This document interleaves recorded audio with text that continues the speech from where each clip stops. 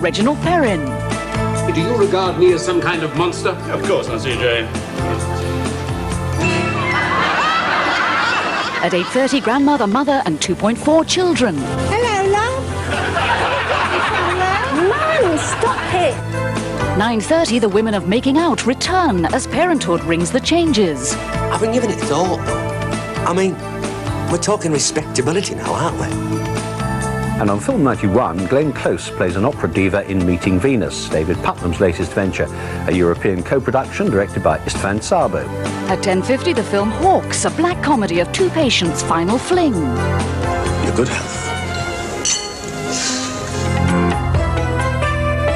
This is Tuesday on 1. Local council leaders failed to persuade Michael Heseltine to increase government funding. The Ian Griffiths murder trial, the jury has retired to consider its verdict, and the lords and ladies who are feeling the pinch. BBC News West after the 6 o'clock news.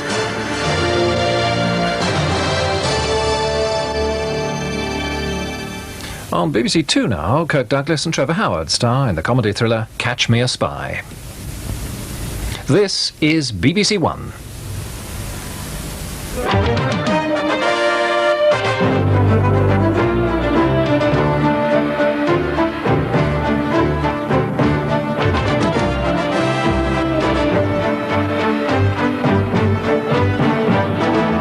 The 6 o'clock news from the BBC with Peter Sissons and Anna Ford. Good evening. The headlines at 6 o'clock. The time that the kidnapper has no confirmation that Mr. Mann, a hostage for 865 days, has been freed.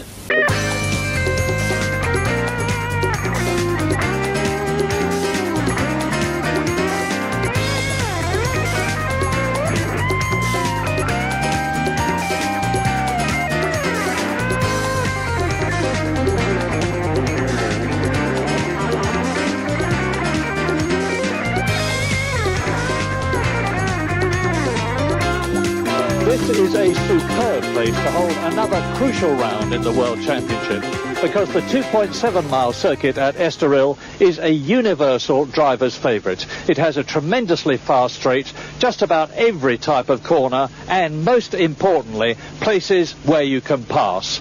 An ideal venue then for a race which could potentially resolve the struggle between Ayrton Senna and Nigel Mansell for 1991's top motor racing honour. But with the Brazilian a comfortable 18 points ahead of Mansell, and with every point counting, Nigel again has to finish in front of Senna to reduce the gap. And naturally, both their teams, headed respectively by Frank Williams and Ron Dennis, are maximising their efforts to provide fast and, above all, reliable cars. Friday's qualifying session was spoiled by rain, which gave people the opportunity to mull over the rumours, especially the one that has Alain Prost taking a sabbatical from Ferrari next year and Nelson Piquet taking his place. But amongst the facts is the one that both Ayrton Senna and Gerhard Berger have re-signed for McLaren in 1992.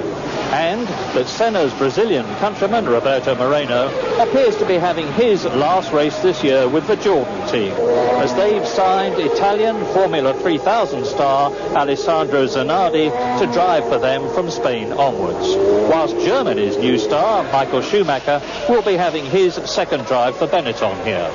Saturday's qualifying session was riveting, with Riccardo Patrese sensationally robbing Gerhard Berger of what would have been his first pole position of the season, when the Italian rocketed round in the spare Williams in the closing minutes after he'd walked in from his own broken car. So, ironically, with Patrese and Berger on the front row of the grid, it's the two World Championship contenders, Senna and Mansell, behind them on row 2, each watching the other very carefully. The only thing I know is that I have a number of points in the lead, which gives me the ability of pacing it more careful, my decisions. And Williams is going for everything. They have nothing to lose. They can only gain, so they are going for everything. But with 4 races to go, there are not many races, but There are enough races to make a radical change in the championship. Qualifying, I think we got a little bit of an arm tied behind our back from the standpoint that we've got to make a jump on fuel and a jump on. They have qualifying engines, and I've spoken to Gerhard because, as you know, we were teammates in Ferrari, and he says the difference between their qualifying engine and race engine is quite a lot. Our race engine and qualifying engine is virtually the same, so I mean, come the race, we're in better shape.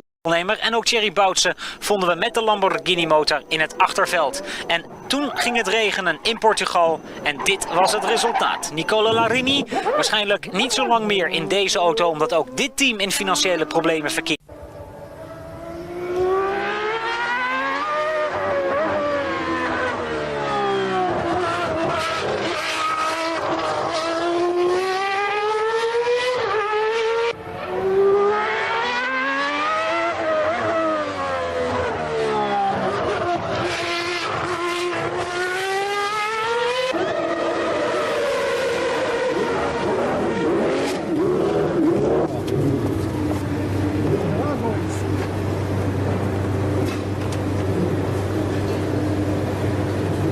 Quando dalle sbezzate, sì. È migliorato rispetto a prima? Rispetto un po' lo stesso, non c'è...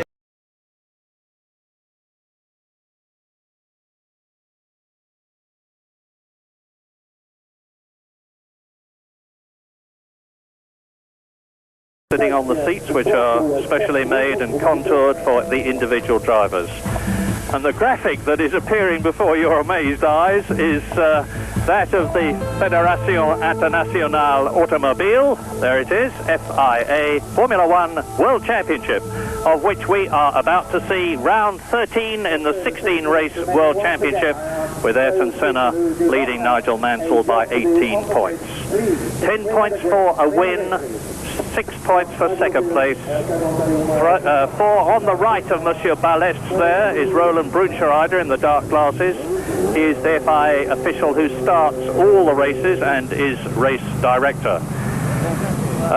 3 points for fourth place, 2 for fifth and 1 for sixth position. And as I said before, it's essential from Nigel Mansell's point of view and the Williams team point of view for Mansell to finish ahead of Ayrton Senna. And the pressure really is on Mansell rather than Senna. I was talking to Senna yesterday and he was quite relaxed about his situation. He said, I'm going to play the race as it comes. Obviously I want to win, but if I have to settle for a place, I will do so. Hopefully it'll be ahead of Nigel Mansell, but he knows that he's got this 18-point cushion and that every point counts this year. The Portuguese Grand Prix is going to be over 71 laps of this 2.7-mile course, and if you look at the top of your picture, well, don't bother because they've changed it. Now you can see on the left Trevor Foster in the dark glasses. That is the team manager of the Jordan team, for whom Roberto Moreno is driving for his last Grand Prix in 1991, as far as I know, because Alessandro Zanardi, the Formula 3000 Italian driver who has done so well this season, will be taking Moreno's place in the Jordan team for the final Grand Prix in Japan and Spain, of course, next weekend, and the final one of the year in Australia at Adelaide on November the 3rd. So this is the quiet time. You will soon see the race is due to start at 2 o'clock, and you'll soon see everybody that is on the grid melting away. You can see the tyre pumping equipment and everything else being removed at the present moment. And the two popular men here, of course, are in Portugal are Ayrton Senna, because it's Portuguese that they speak in Brazil, and Nigel Mansell, who is very much the hero here.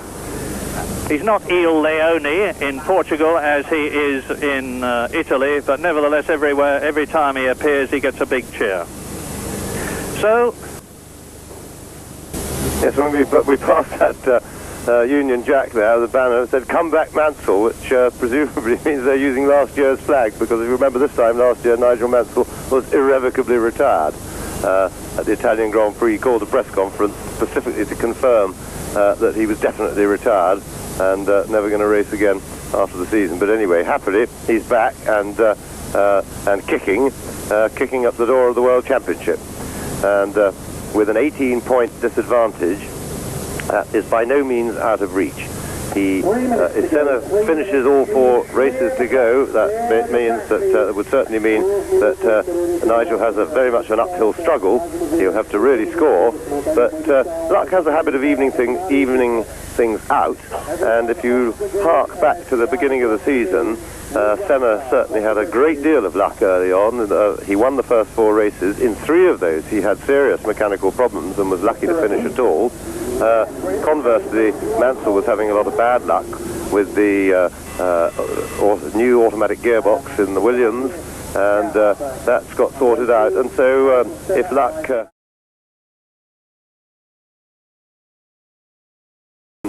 that Nigel should be getting the good luck, and Senna maybe some of the bad luck catching up with him. So this championship is still very much wide open. Remember that the Williams Renault is the car of the moment. Mansell is in the best car, and certainly that is the best driver-car combination. And having said that, of course, Ayrton Senna has been, if anything, more brilliant recently when he's been driving a car that is no longer the best car than when he was cruising around and winning pretty easily in the McLaren when they were all conquering. And we've certainly brought out the best in him. And I have to say that I don't think there's anybody else in this business who could be maintaining a lead with what has been for a lot of the season a very marked car disadvantage. We've just had the intelligence that Ayrton Senna is going to be starting in the spare car. He took them both out in the warm-up and he was happier with the feel of the spare car. And there's good news too for followers of the very troubled Leighton House team, because Maurizio Gugelmin starts from an excellent 7th place on the grid with only the Ferraris, the Williams and the McLarens ahead of him, and his teammate Ivan Capelli starts from 9th on the grid.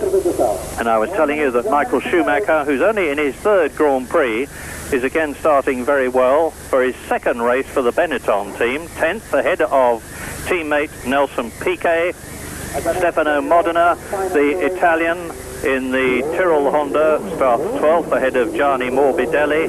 Andrea De Cesaris in the Jordan is in 14th place, and Martin Brundle starts 19th, but his teammate Mark Blundell starts from 15th position on the grid. Excellent. And the Yamaha V12 engine has been going extremely well here at Portugal. So now get ready, because 71 laps to go at the end of this parade lap, which is about to start with Riccardo Patrese. You now see his car for the first time on the right-hand side with Roland Brucherider standing alongside Riccardo's front wheel. Roland waves the green flag and they lead away for the parade lap. 34 degrees it is here. It certainly is, and quite frankly, I'm feeling pretty hot here in the commentary box, but I'm very glad I'm not in one of those cars. It really is not going to be a fun afternoon for the drivers. These are the conditions that they hate here most, because not only is it 34 degrees of hot, it is also pretty humid, and that ups the output level of the drivers. You sweat a lot more, you lose liquid faster in humid conditions. And really this is going to be a very hard race. The circuit doesn't give the driver any real rest. The longest straight is a relatively short one over the start-finish line. And they get no peace whatsoever, quite high G-forces. And mark my words, at the end of the race we'll see some pretty grey and drawn faces of the drivers and some very, very tired young men. Yeah, just before he got in the car, Nigel Mansell said to me, this is going to be one hell of a race, and I think he's right. And I'll remind you that he said the first 5 seconds should be terrific, because the first 5 seconds are going to govern who gets into turn 1 first. That's the 5th gear, 145 mile an hour, falling downhill right-hander. And although Portugal is not not a circuit where pole position is as essential as many others, like, for instance, Monaco and Hungary. Pole position is very much an advantage, which Riccardo Patrese has. There is Mansell, Alain Prost, Jean Alesi, Maurizio Gugelmin.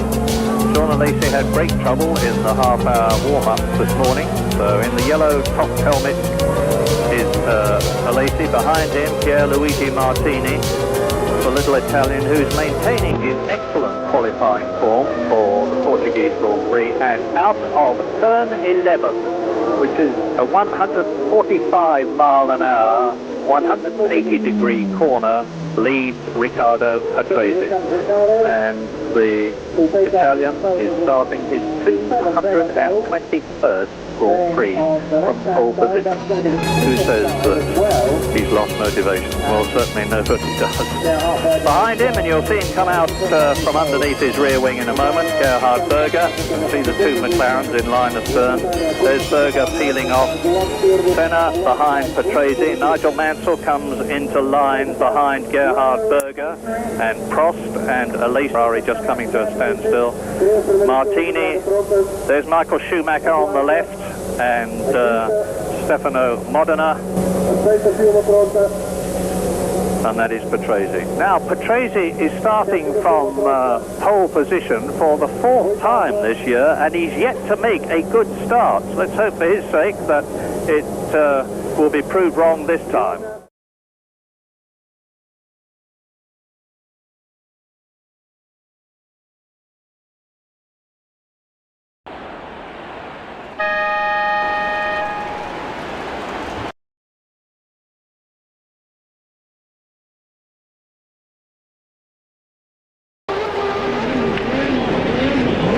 The crescendo will build.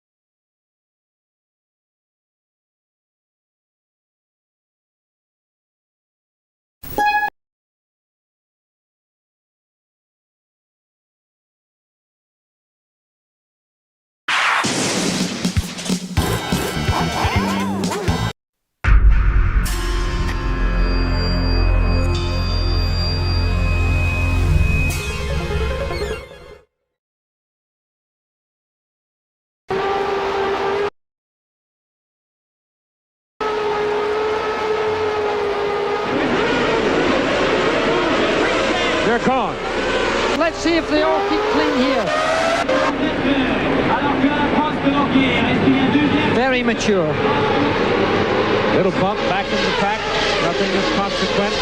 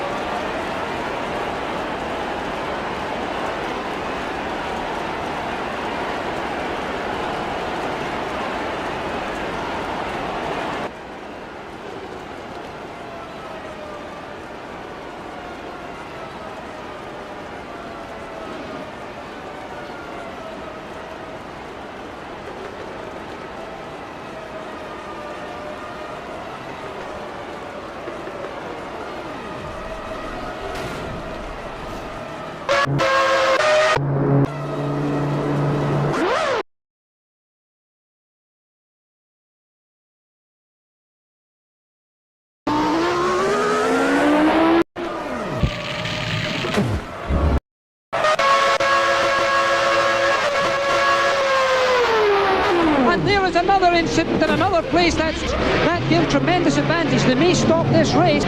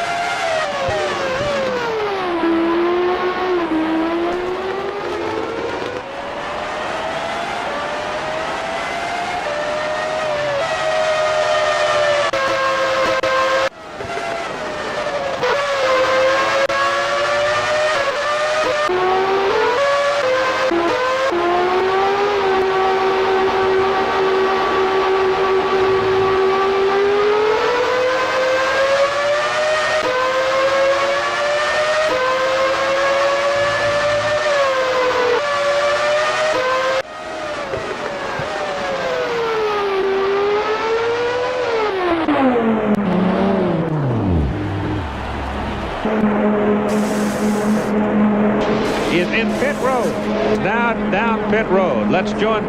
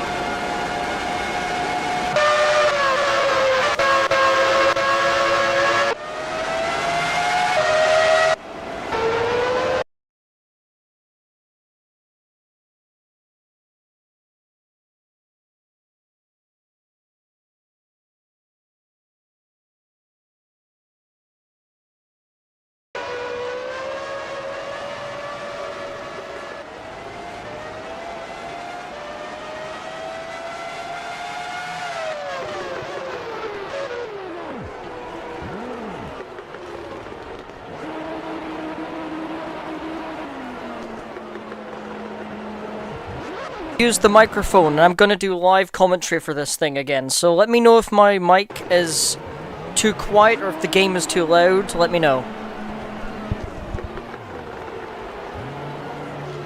And there is another incident in another place that gives tremendous advantage. They may stop this race. Indeed, Jackie. Indeed. But what is he doing? Is he stuck?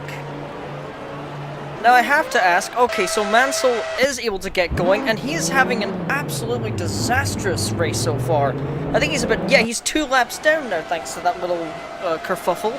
Meanwhile, Gerhard Berger is lapping, I think he's just lapped Mansell, I'm not sure.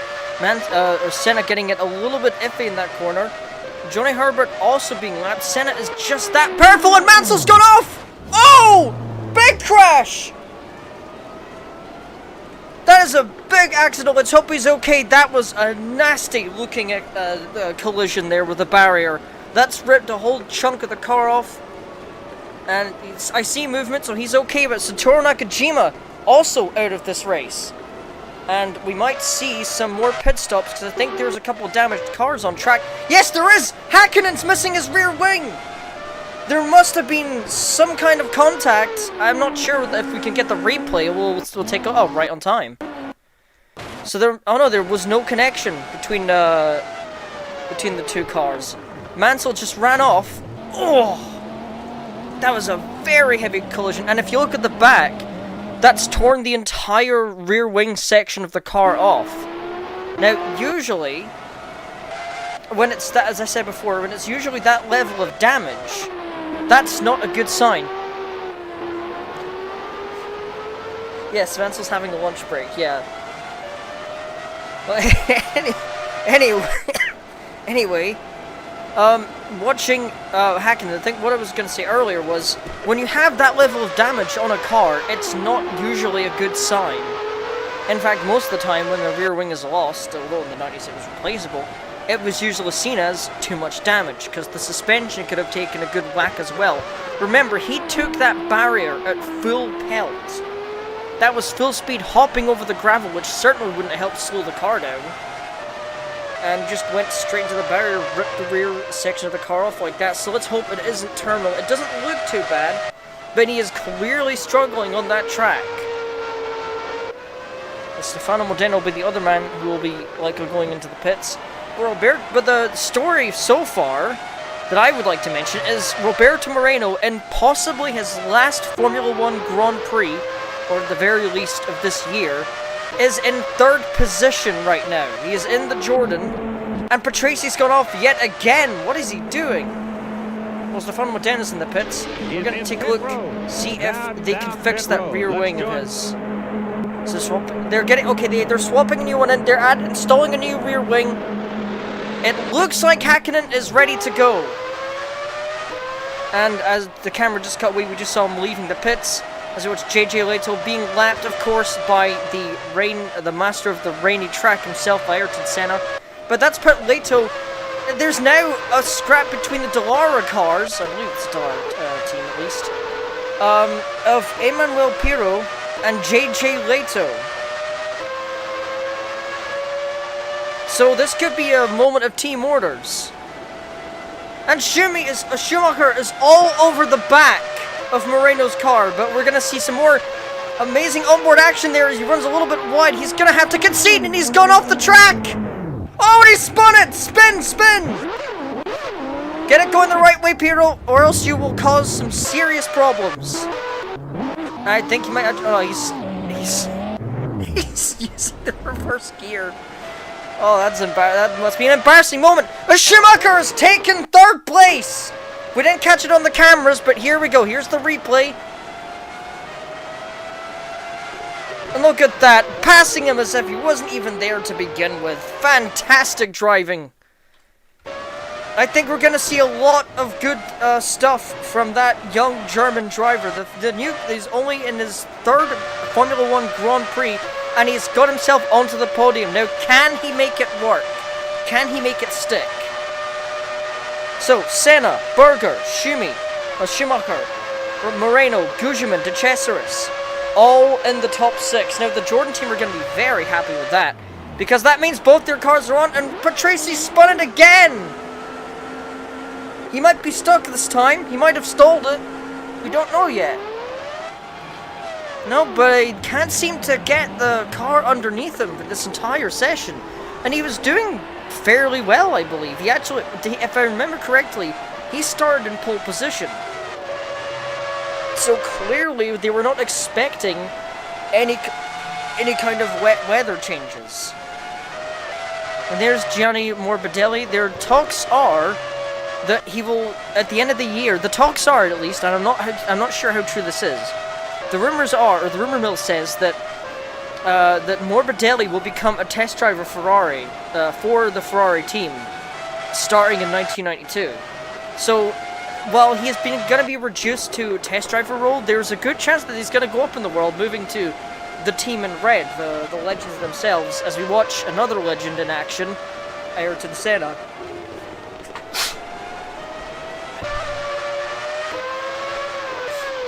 There's Gerhard Berger trying to get past Patrese. Patrese, at this point, I'm not sure what Patrase's thinking continuing on that track. If he's driving this poorly, I would consider that dangerous. I would personally not only give him the black flag, I would give him the black spot for his, well, quite frankly, abysmal bit of driving. But that's just my opinion, of course.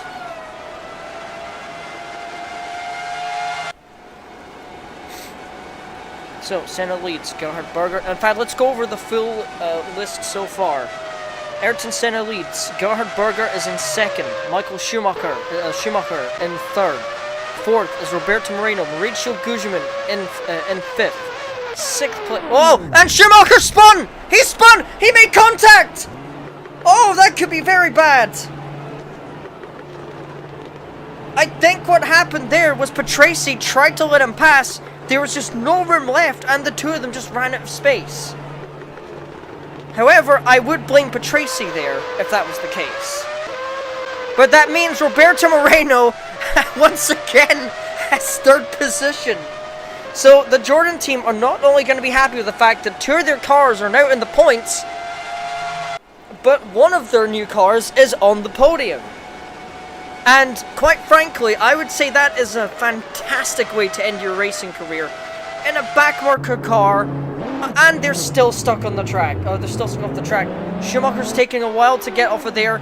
I'm not sure what he's doing. It seems like he's trying to find a part of the track that wasn't completely damp. Because the problem you have when it's wet and it's grassy parts of the track, you're going to have a really bad time trying to get out of there.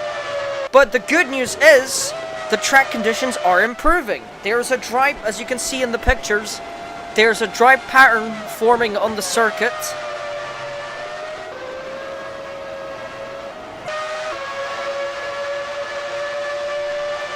There's the man himself. Now, Schumi has a mountain and a half to climb.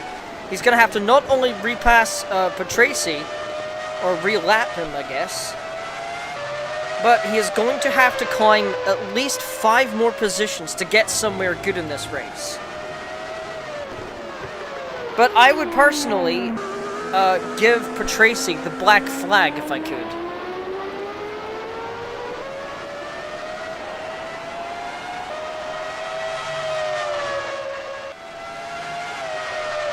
We have 57 more laps of this race to go.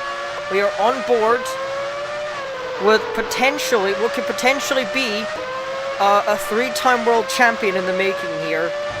I've seen this fellow's races all the way since 1984. I've watched through all of his career. I've even seen some of his F3000 material. He has absolutely, if he does win this championship, he has absolutely earned it with this kind of driving. Meanwhile, Gerhard Berger is being held up. Oh, and Patrese nearly runs into the back of Berger. Ah! What are you doing?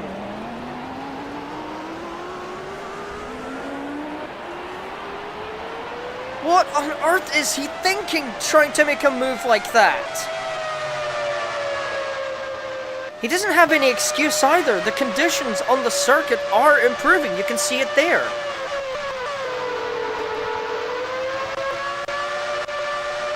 And in fact, if I just take a look, see if he's got a fast lap. Yes, I can say for a fact that Ayrton Senna is now 3 seconds faster on this drying circuit than he was earlier when it was raining.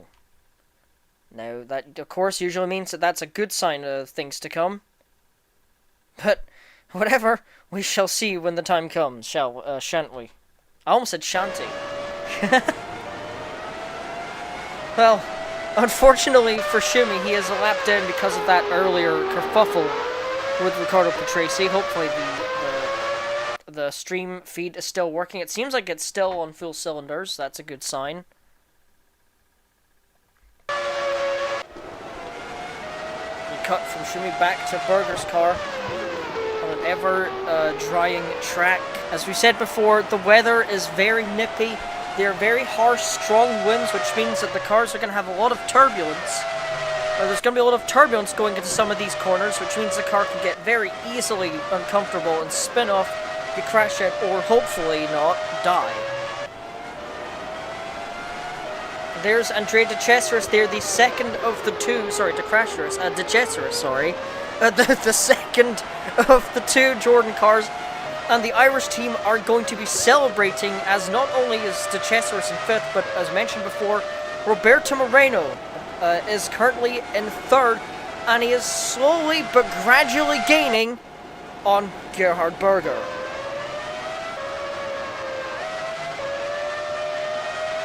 We've seen some fantastic past couple of laps from Ayrton Senna.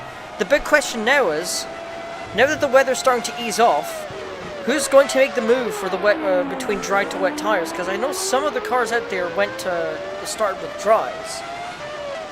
But the question is, will they make the move of going from the few cars that are on wets, will they move to dry tires?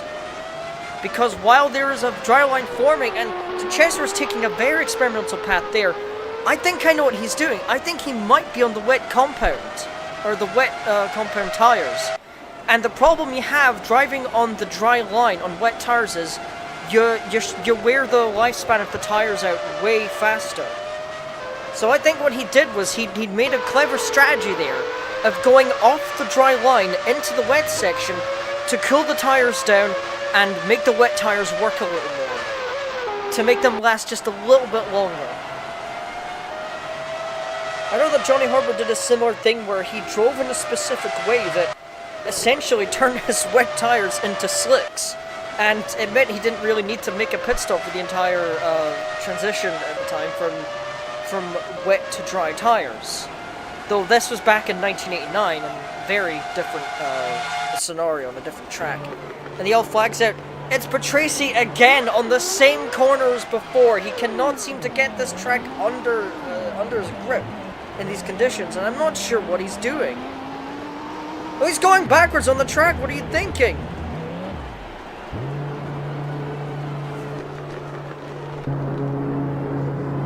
He might very well be stuck this time. That car looks very uncomfortable in that spot. But we are on board now with, again, mentioned Roberto Moreno earlier, possibly his final race, and what a drive. What a great final race. If that's going to be the end of his Formula 1 career, what a high note to end on. You don't become world champion, but you've managed to get, or you might not even win the race, but you get to finish in one of the newest cars, a backmarker team for that fact, or for that matter. As Herbert comes in, he's gonna make, he's making the move from wet to dry tires, so the pit stop battle looks like it's going to start at least sometime soon. Either that, or his team are making a very, very risky gamble. And that drops him down to 14th position now. But that puts Schumi up to 10th. He's slowly but gradually making his way up through the field. There's Patrese again slowing De Cesaris, Roberto Moreno down. And the one thing you have to do, always concede to the blue flags. It means move aside, let the other car pass. Especially if you're being lapped. Meanwhile, Herbert's looking a little bit shaky there, probably finding it a little trickier than usual to warm the tires up. As mentioned before, it is a strange transitional period on this track.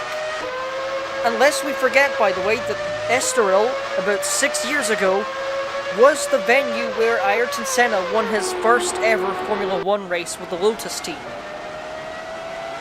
how far have times come? Now he's two-time, possibly three-time champion. As Patrese, for once, he gets it wrong in the corner, but he doesn't spin off or crash out. So maybe he's getting somewhere. I doubt it, personally.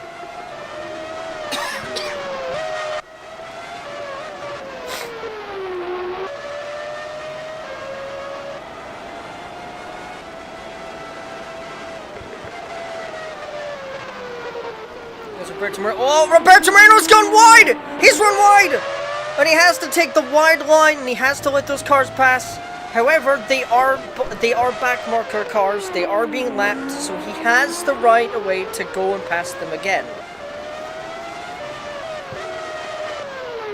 But driving like that is not only going to make him lose time, it's going to make his potential second place look even more unlikely, which would be, as mentioned before, a crying shame for that man.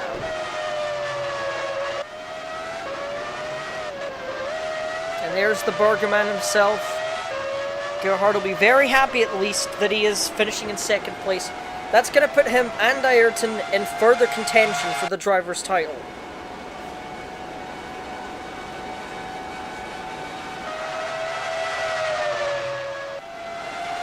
I think the big concern for a lot of the French fans is the fate. We have to talk about this real quick. The fate of Alain Prost.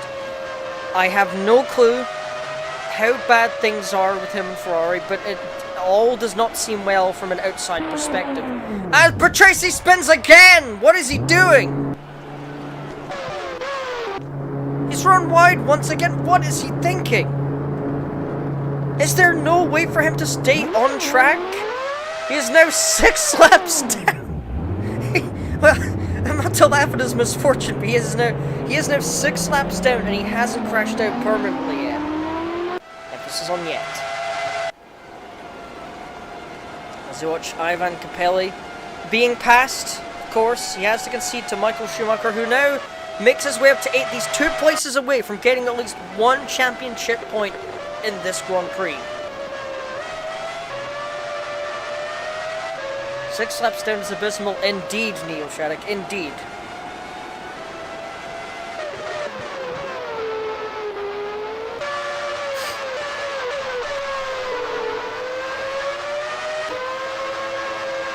But the great thing so far, according to that graphic that just popped up there, is that Ayrton has lapped all but his teammate in this Grand Prix so far. But I don't think he's far away from lapping everybody on the track. He has to be careful though. As I mentioned before, even the greats like Ayrton will get it wrong sometimes. Even some future greats like Schumi will get it wrong sometimes. We all take a slip up eventually. Moreno absolutely aces that. Look at the hard work he's doing. Absolutely nailing that apex. Getting just the right amount of speed. Going a little bit wide there off the dry line. Probably because I don't know if he has the wet tires. But if he does, that's probably, again, a good bit of strategy there. I know a lot of e-racers, iRacing folks do that quite a bit. Where they actually go off track, but not on that level. As Patrese spins it yet again. And it looks like he might be stuck this time. As we watch Roberto Moreno, as we cut to Roberto Moreno, once again mentioning this in third, I think he might be unstuck, which is unfortunate because at this point, I personally would consider Patrese being on that track an absolute hazard.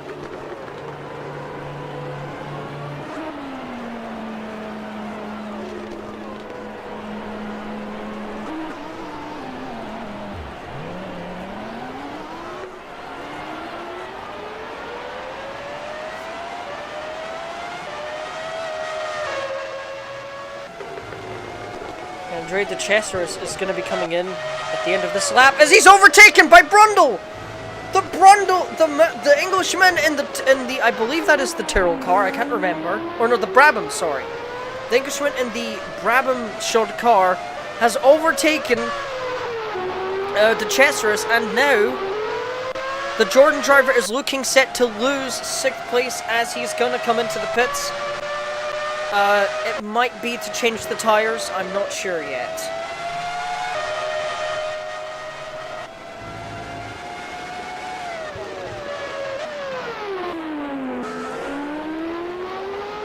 Blundel's not doing too bad a job either, despite the treacherous conditions, although he is rather unfortunately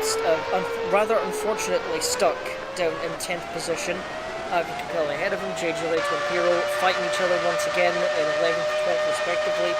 There's Ayrton Senna. His teammate Gerhard Berger is behind, and mentioned before, Roberto Moreno in 3rd. 4th is Rachel Gugeman, Martin Brundle in 5th, and Andre de Cesaris in 6th. Here comes de Cesaris into the pit lane. We're going to try and stay on board with him for this one. And they're prepared for him this time. Comes right and he's roaring into the pits. He's ready to get this done. He's in pit road. Down pit road. Let's join.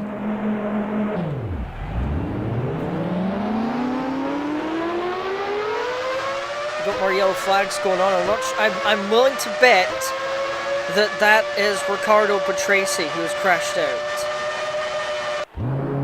Oh, it is Patrese! Oh, who would have figured? Oh, how creative! But it's not a permanent crash, at least I don't think it is. Yeah, we can see it. I can see him in the distance there on our monitor. Might not be the best picture quality for the folks at home, but it is what it is.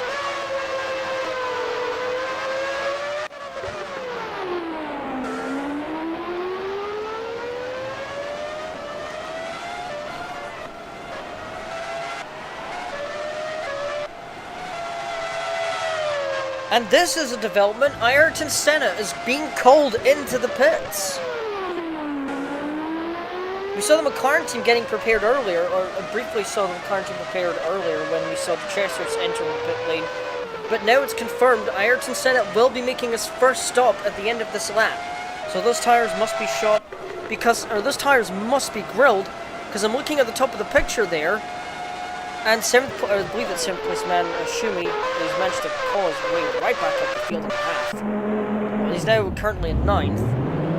But he makes a very modest pit stop with 8 seconds, or 8.1 seconds. So that's very commendable of him and the team. The mechanics will be... Sorry about that, folks. Open broadcast software is so broken. It has not been playing ball with me lately, and I'm going to need to try and get some support team or some kind of support to try and fix the problem at hand. I'm going to try and get back to the race in just a short moment.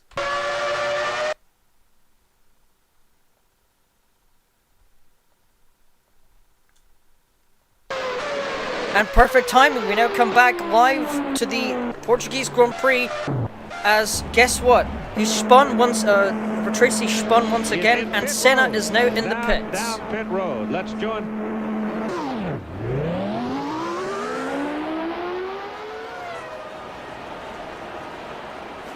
Again, they'll be very happy with that stop. I didn't even catch how quick a pit stop that was.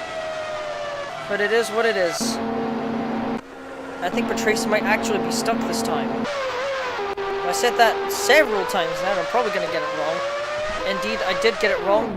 Oh, he's smacked the barrier pretty hard there. Let's hope there's no damage to that rear wheel. Because if there is damage to that rear wheel, it could mean that the wheel could come off, the suspension could collapse, and he could end up taking someone out, which would be a great deal of harm to others involved. Senna's teammate Gerhard Berger now entering pit lane. Let's see how things go with him. We're going to go on board with the helmet cam for this.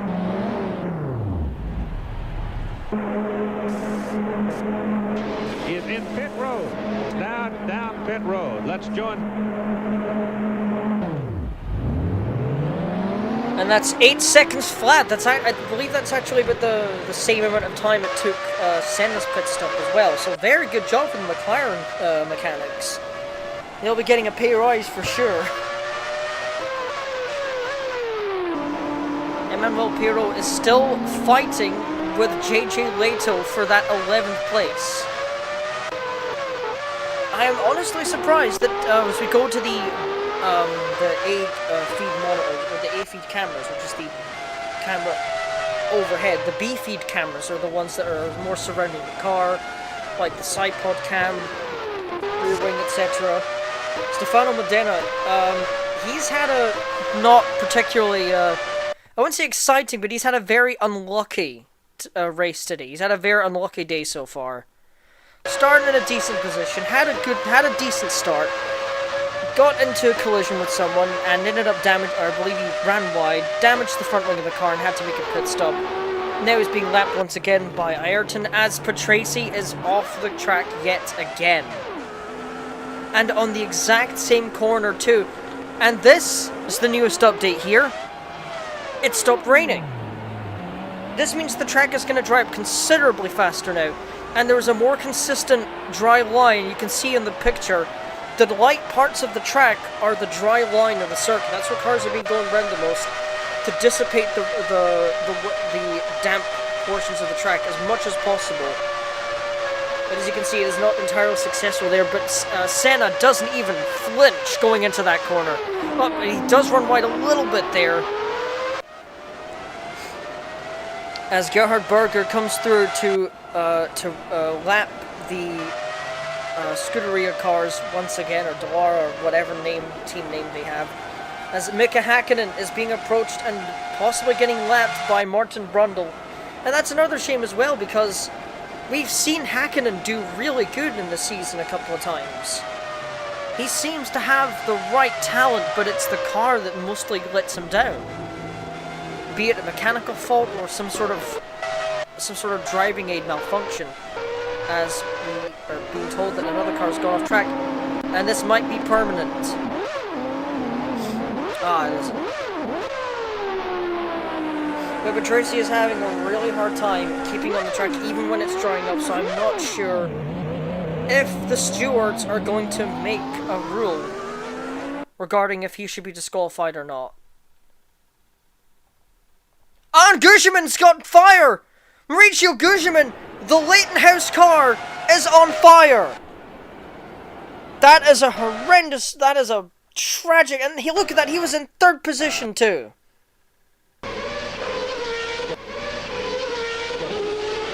Coasted to a stop, the engine absolutely silent. 14 mechanics immediately came to his aid. And you're not going to believe this. OBS didn't crash. The game has crashed.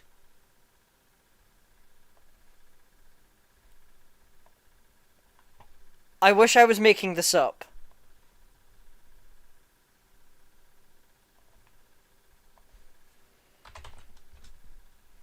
So, what we're going to do is real quick, I'm going to play well, yeah, in fact, I am being told, yep, that is a red flag. And this means that for the time being,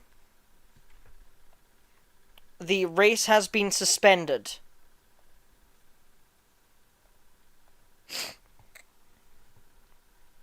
So we now have a bit of a dilemma here. So let me just suggest something here.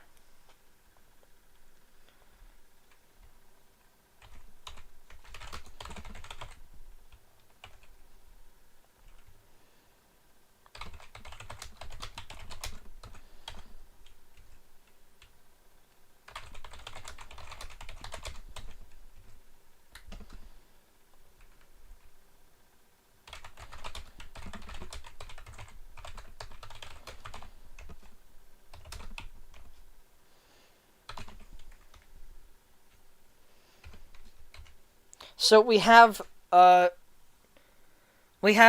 one of three options here regarding how we're going to deal with this. We can restart the race from the get-go, which would take us an awful lot of time. We could try and resume the race from lap 28, or, because of the horrendous conditions and, quite frankly, abysmal driving that's going on the circuit, we can red flag the race completely and just fast forward to the end to get the final results.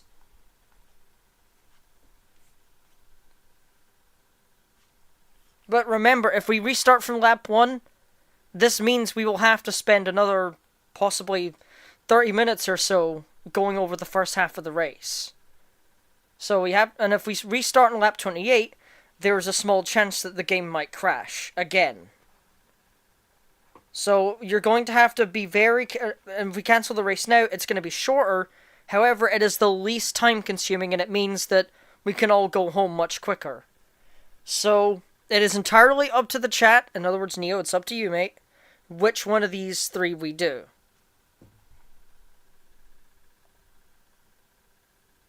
Meanwhile, I'm gonna get some background audio coming in, so it's a little less dry and awkward.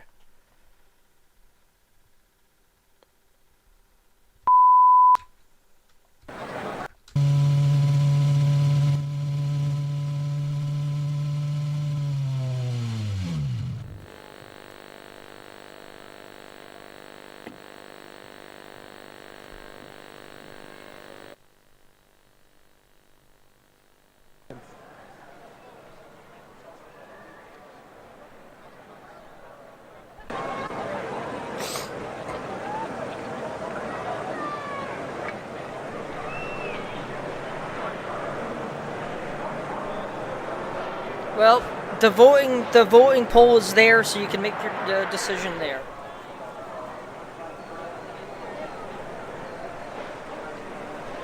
So we can restart in lap 28, restart from lap 1, or we can cancel the race indefinitely and just fast forward the full thing. In other words, we skip to the end of the session and we go over the final results as is. If you don't mind further crashes, I would say restart from 28. Well, I'm gonna see what I can do. I'm definitely going to see what I can pull off here. But that also means, I guess depending on whose side you're on, this means that the audio we're getting will not come from ESPN anymore. It will just be myself and some in-game pit lane clip or pit to car audio clips. And we should be ready to go in just a moment. So hang tight, everybody.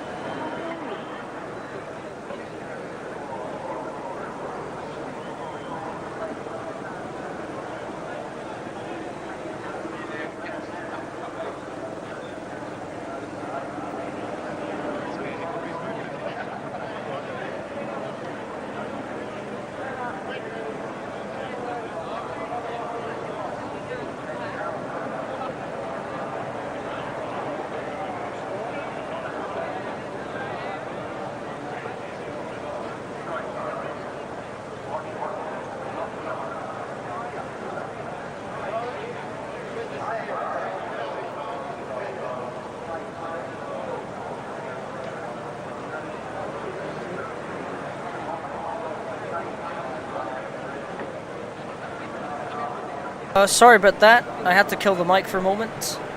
We're still trying to figure out what's going on here. Unfortunately, the game is consistently crashing whenever we try to resume the race after pausing it. So what I'm going to try and do is, this means we're going to have to reset, so the original qualifying results we got will be null and void. So just be patient here, just ignore those graphics. It is purely background noise.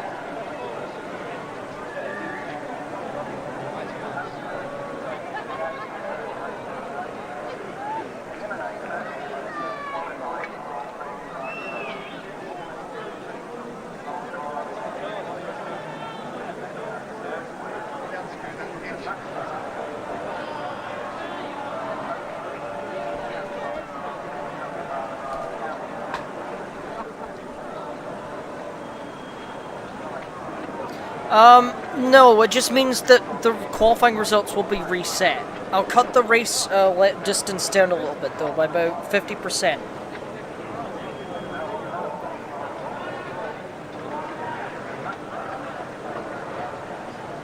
So hopefully that picture's working, indeed it is.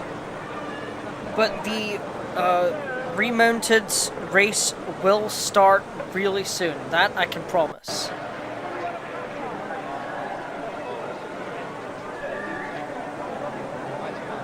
Unfortunately, because we already closed down we already unloaded the audio for not Victor's theme, for Ivory Tower, it means that you're just gonna get natural sound for a moment. So, whoops.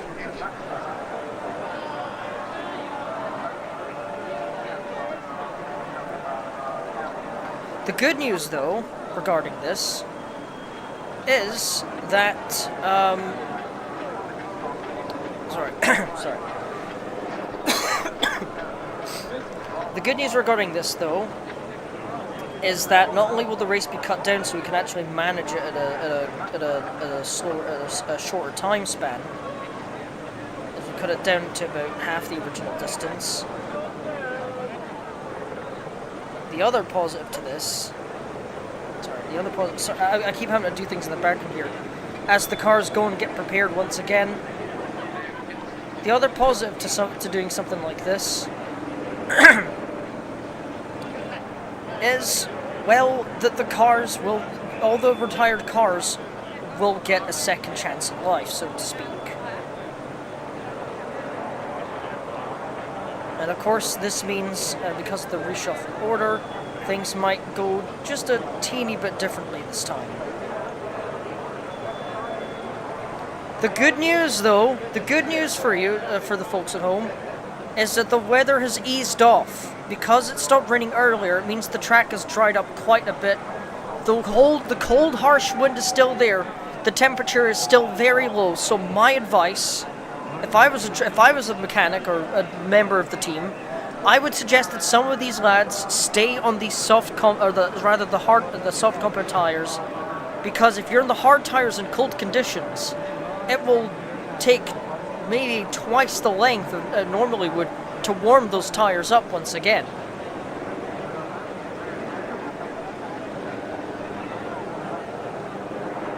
So as we get prepared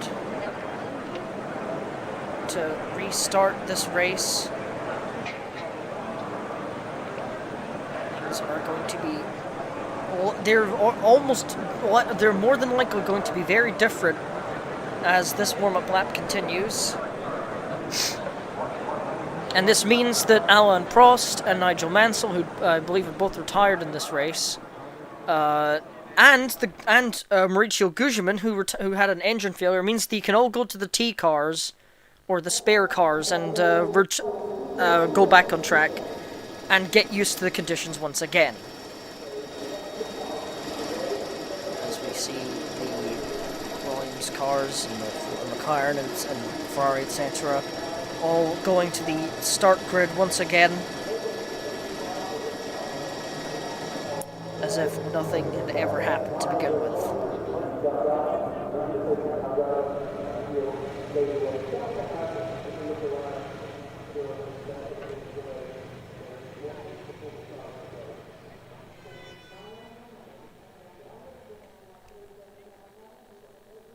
So it's all a matter of wits now, as the Portuguese Grand Prix under smaller lap time circumstances, most likely, will start once again.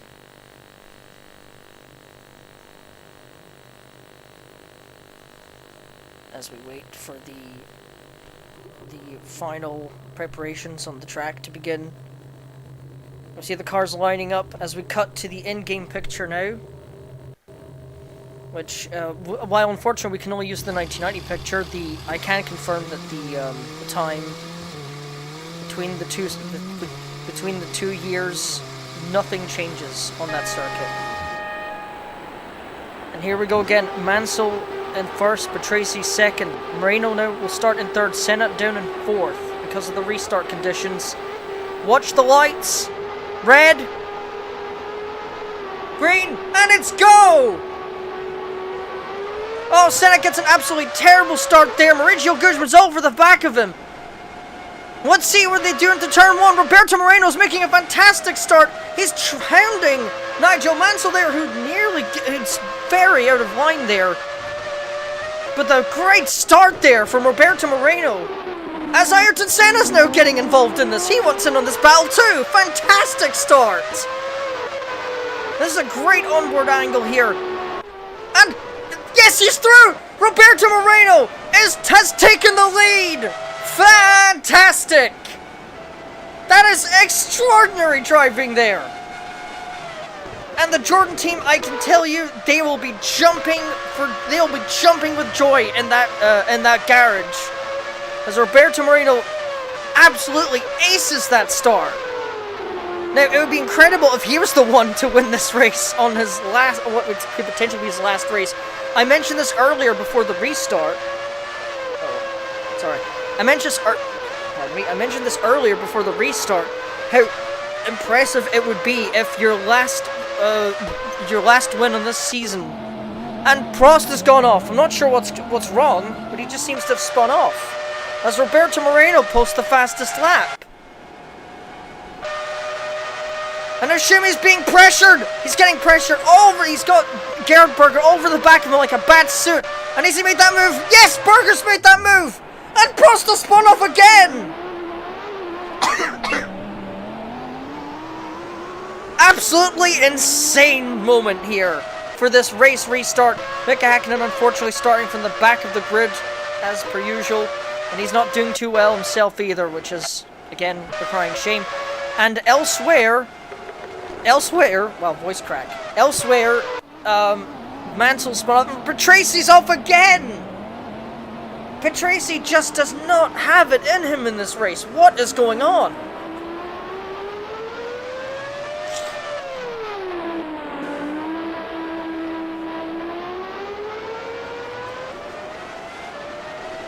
I would suppose so, but this means that Patrese and Prost, who were Prost was Senna's rival and really struggling with Ferrari, but Patrese is considered one of the contenders for the championship, and that means if he is not able to actually finish this race, as Senna goes on to post yet another fastest lap, and he's gaining on Roberto Moreno. Now the question is, Moreno's got a good car. He's a very talented driver. He's got a lot of experience under his belt.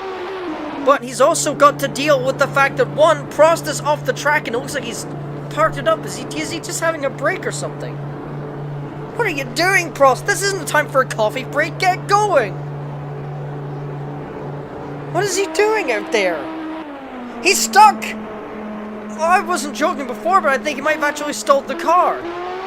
Meanwhile, Andrea de Cesaris, who had an abysmal last lap there, he's having to start, or in this case, restart, 13th, and Prost, he's managed to get it going again. He has eventually got that car unstuck. He's back in this race. But I don't think he's got it in him anymore. I think at this point, Prost is just, as they would say, going the motions. Baking baguette. Why does that sound like a Breaking Bad parody? As Patrese just gone off the track. Has he got a problem? I don't think he was parking up there. As we watch Pierluigi Martini in the Minardi show.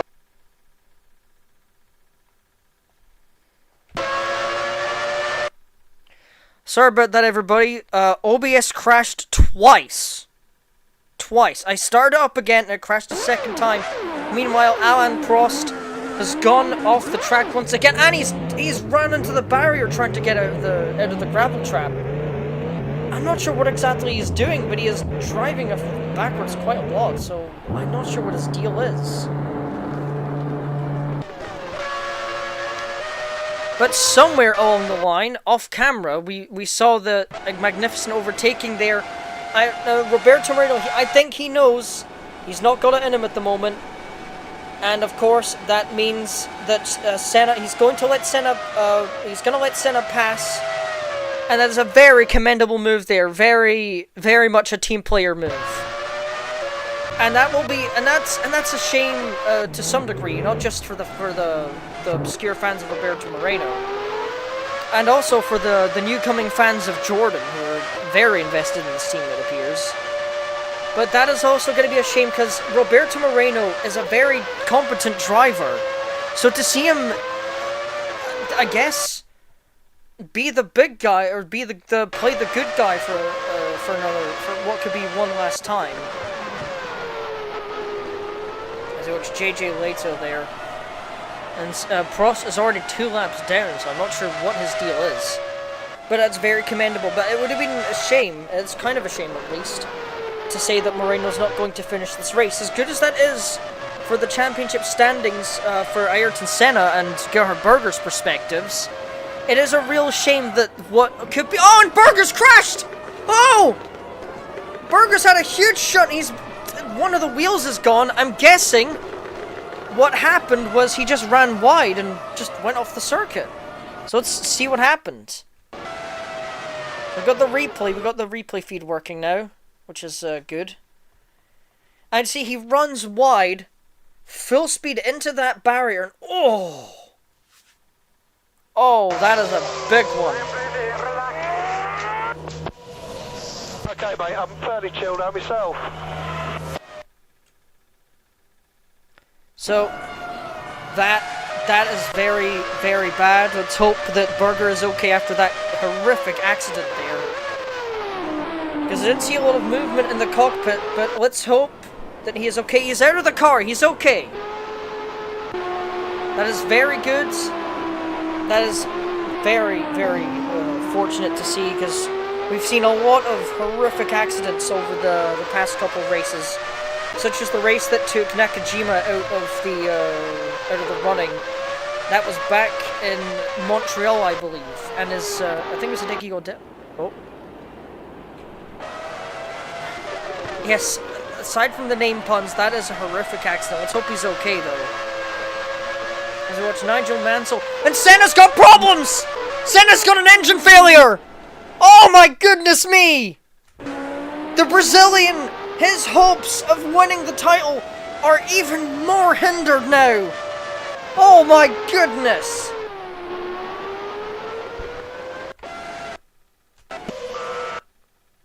So let's listen to see if there's any pit-to-car radio there. Senna might not even be aware there's a problem. But that is horrific luck for the McLaren team. Good grief.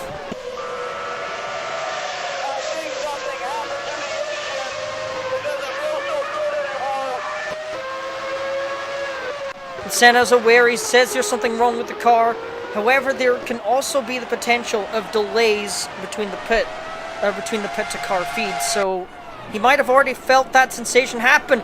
But this means that Roberto Moreno is going to have a chance at winning the Portuguese Grand Prix in what could be his final ever race. The commentator's curse strikes Ayrton once again, and he parks up out of contention. That is a horrific shame. But this means that Michael Schumacher will also finish in second. And Rachel Gugelmin in third. This is the race of the midfielders. So that is a huge shame. That is a massive disappointment there. But Nelson Piquet is looking to try and claw third place out of Gugelmin's reach.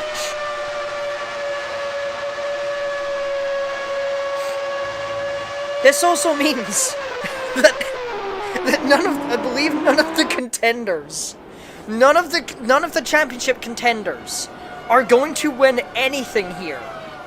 The top 3 positions will not change in the slightest, as none of the contenders are either in the race or in the points, which means things are going to be even more intense when we get to the premier race at the Circuit de Catalunya over in Spain in a few weeks' time. But now Schumacher is all over the back of Roberto Moreno. Could we see the newcoming German win his first race instead of Moreno? It's neck and neck as they come into turn 1. And Moreno slams that door shut. Fantastic that's great defensive driving. Mauricio Gugelmin, third place man, is out of the race with a suspension problem.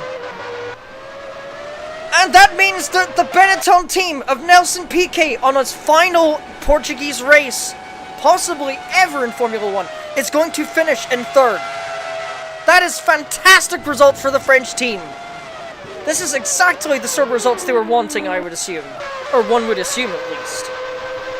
But the question now, you've got a former champion and a potential champion in the making pressuring this relatively unknown driver. No offense to Moreno once again, but still.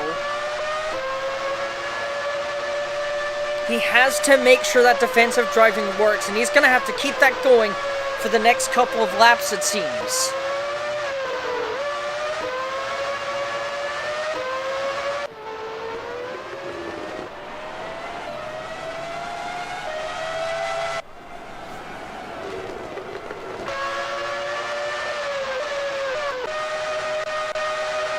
Once again, he's all over the back.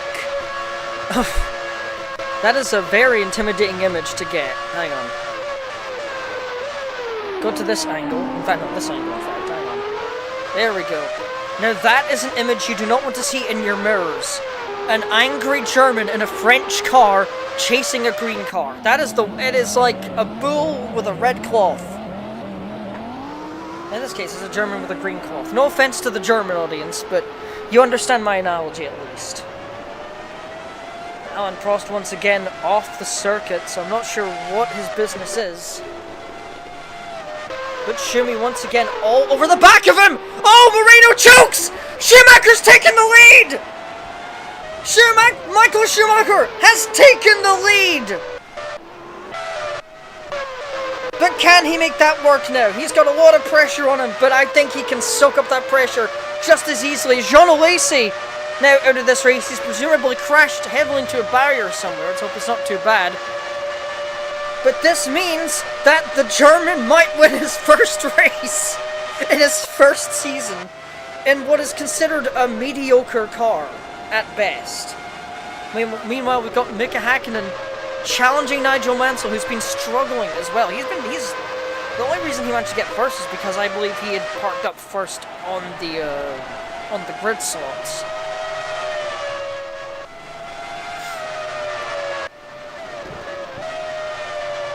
We got another great battle there between Satoru Nakajima and I believe that is Ivan Capelli, who's also a fairly newcomer to the Formula 1 scene.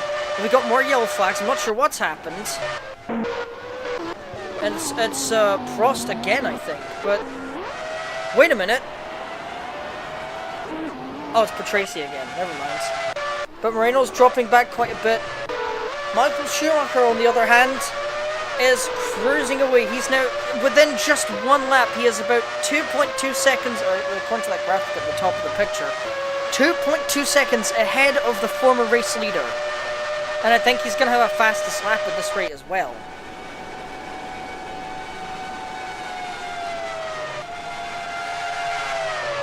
We just need 1 or 2 tenths faster to be safe. 1 or 2 tenths. We've got a great side-by-side battle there between Martin Brundle, who's really pressuring Pirro now for that extra championship point.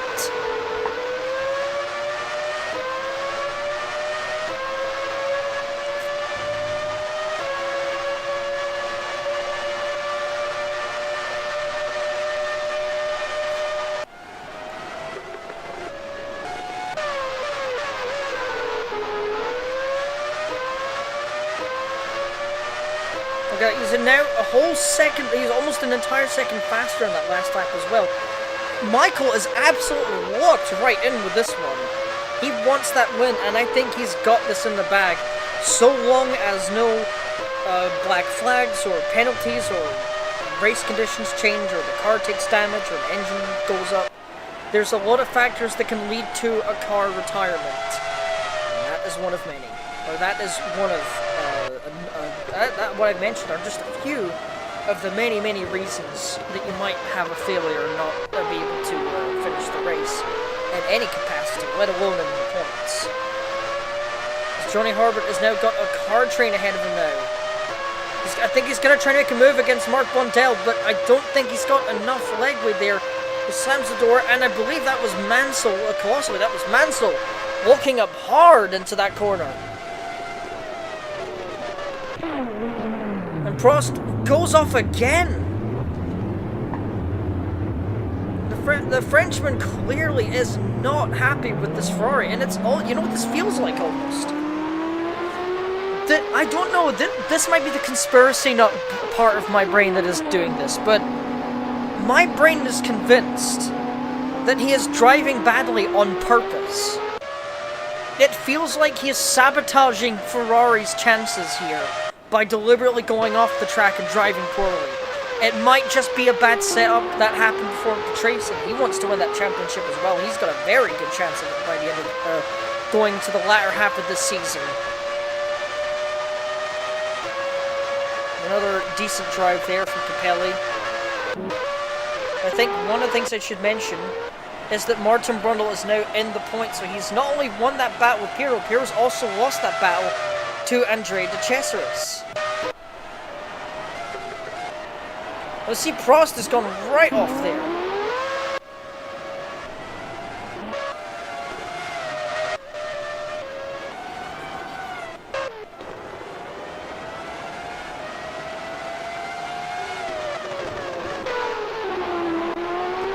And Prost is Schumacher, is running into back markers.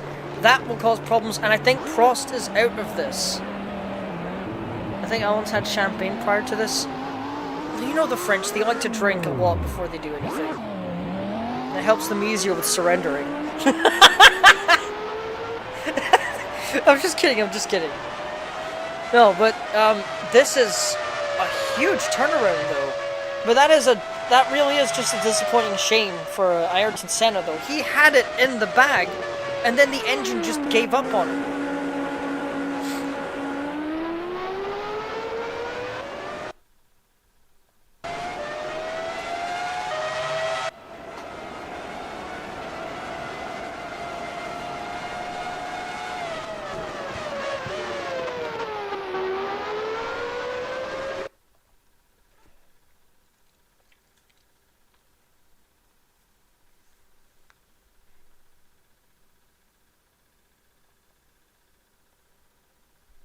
Give you a moment here.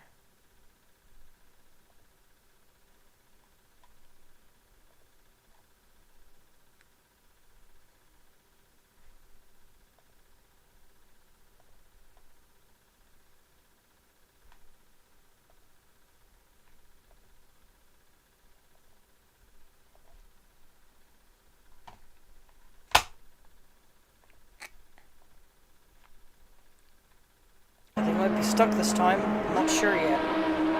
I think he might be stuck again. Yeah, he's very much stuck. The car is clearly beached on the track, or beached on the in the gravel even. That means that there's one less obstruction for Schumi on this circuit as he laps several cars now.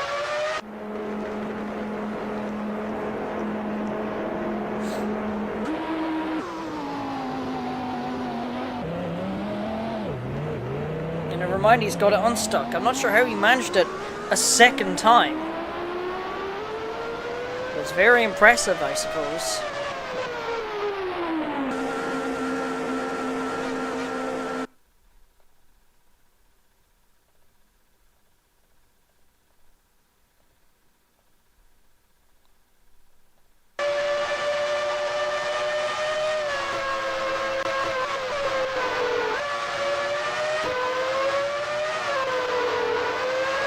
you see on the onboard picture there, Shimmy definitely has a clear track ahead of him.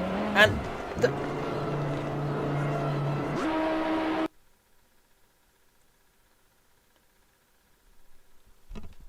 the game has crashed again.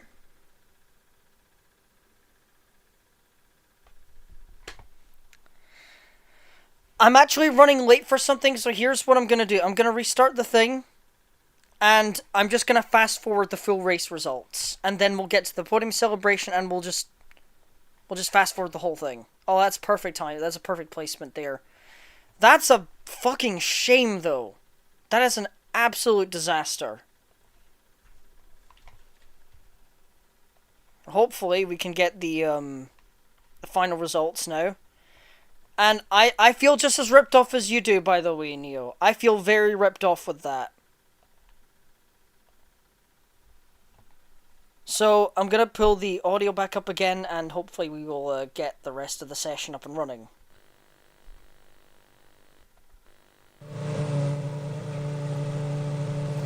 So, I'm just going to fast forward the results and see what happens.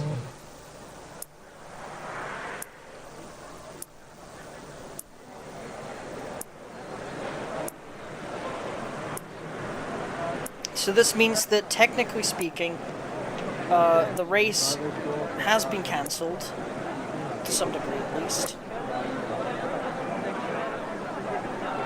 What's going to happen now is we're just going to see what the final results might be. So I guess this is essentially a bingo mode. Sorry.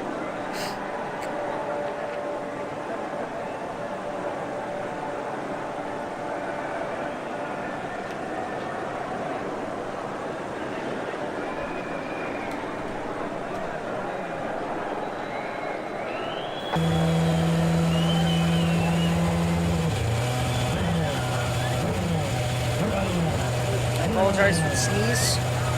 Intentional, but here we go.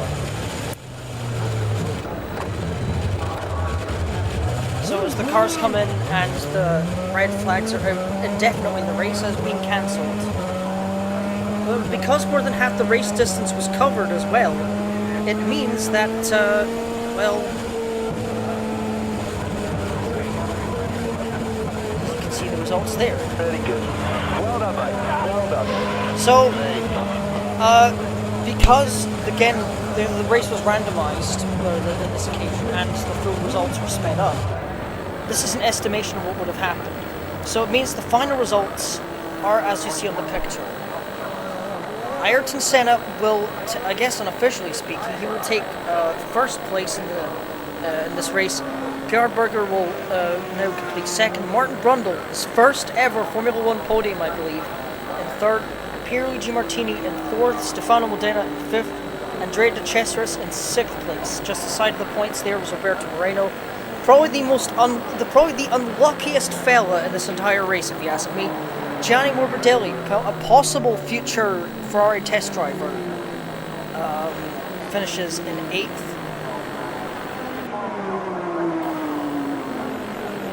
And this means that constructors-wise, Berger is only leading this championship by 2 points. So that will change a lot in the driver standings. If Senna can win the next race, if he finishes ahead of Gerhard Berger, they will. If it's a 1-2 finish with Senna and Berger again, that means they will have equal points going into Japan. But of course, we're talking in 2 races time. But Senna's championship titles now look more alive than ever. But Berger still has, he's still got a mountain to climb, but it doesn't seem as steep as it could have been in the past. No real point going over the, as you see the replay there. There's no point really going over the the constructor standings, as it's well and truly clear that McLaren have won the constructors' title, so they'll be very happy with that. Yes, once again, OBS crashed on me. Once again. So thank God this abysmal broadcast was done. In terms of actual broadcasting standards, I think this is the worst one we've had so far. Very disappointed in this one. You at least get to see the graphics one more time. Hopefully things will change from there.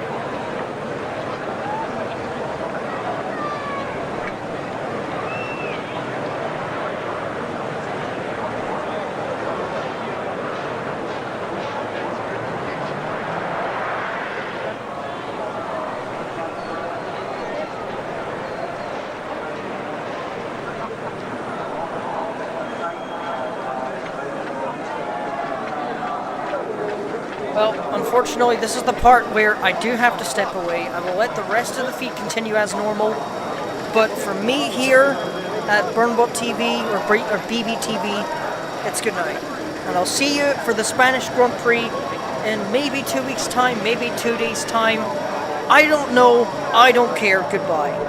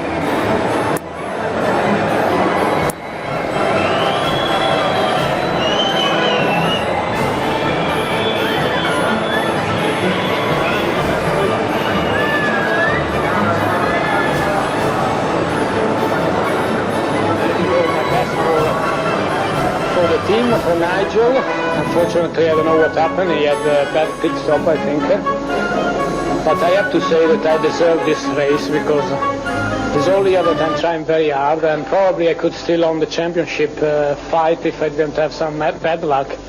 So at least before the end of the season I think that I really wanted a victory. I tried all my best since yesterday when I got the pole, so I think that okay, a bit disappointing for Nigel, but very happy for me.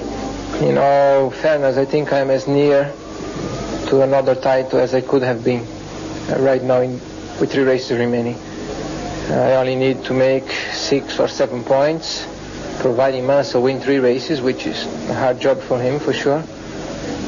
So I think we are nearly there.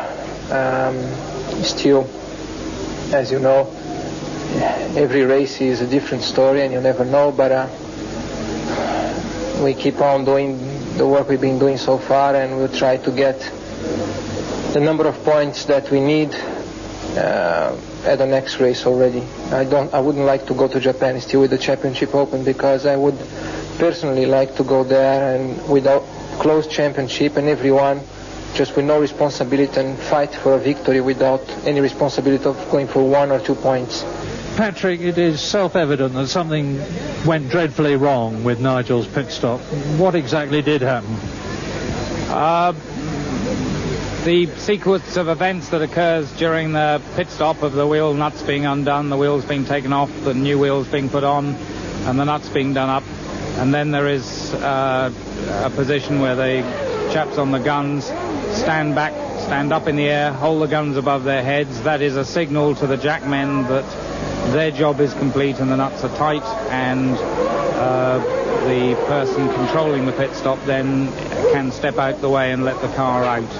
And in that process there was a breakdown, and the right rear wheel was not complete, and the guys had not given the signal that they had completed their job, but the process that allowed the car to leave the pits occurred, and Nigel was able to travel 50-60 feet down the pit lane until the wheel, which had not got a nut on it, came off, and he then was stationary in the pit lane. And there is a regulation that says that the car can only be worked on in the inner lane of the pits, and that command was put out over the radio to bring the car back on the rear quick lift jack, but somehow in the kerfuffle a wheel was rushed down there and put on with a gun in the pit lane. So the reason it was black flagged was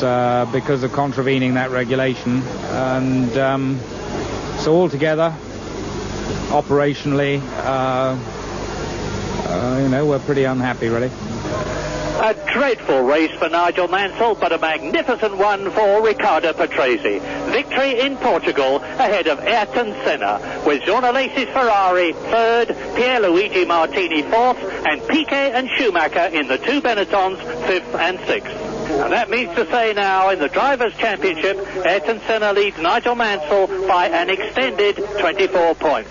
Riccardo Patrese closer to Mansell on 44, with Berger fourth, and Piquet and Prost tying for fifth position. Williams closer to McLaren in the Constructors' Championship, now 11 points behind, and Ferrari well out of the hunt, but ahead of Benetton, Jordan and Tyrrell. There's only 1 week to the next Grand Prix this time, the Spanish Grand Prix at the brand new Barcelona circuit. Ayrton Senna could clinch the World Championship there, but not if Nigel Mansell can help it.